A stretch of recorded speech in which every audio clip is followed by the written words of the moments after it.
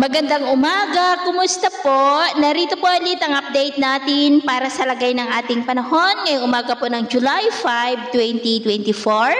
na kung saan sa ngayon ay patuloy pa rin po ang pag-ihip ng easterly sa silangan ng Luzon at Visayas habang ang Intertropical Convergence Zone naman ay patuloy pa rin na nag-i-extend dyan sa may Mindanao, and within that ITCZ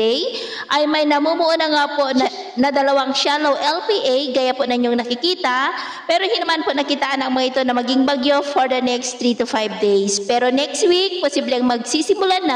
na aktibo ang Pacific Ocean na bumuo ng mga sama ng panahon, at ang development ng mga namamataan dito ang ating babantayan kung matutuloy pong mga yan o hindi, at ito nga ang pinapakita ng forecast model nating ginagamit hanggang sa susunod na 2 linggo ay posibleng may sama ng panahon na mabubuo dyan sa silangan po ng ating bansa sa susunod na mga araw. At sa lagay po ng ating panahon, ngayong madaling araw ay maayos pa rin ang panahon sa malaking bahagi ng bansa, pero may tsansa pa rin po ng maulap na kalangitan with isolated rain sa ilang bahagi ng Cagayan, Isabela, Aurora, Quezon, Zambales, Bataan, Metro Manila, Pangasinan, Palawan, Panay Island, northern part ng Negros, northern Cebu, Bohol, southern Leyte at ilang bahagi ng eastern Samar, Sulu Archipelago at Zamboanga Peninsula. At mamaya ay sisikat pa rin ang araw sa malaking bahagi ng bansa, pero may tsansa pa rin ng maulap na kalangitan with isolated rain sa silangan ng Cagayan Valley, Pangasinan, Zambales, Bataan, Metro Manila,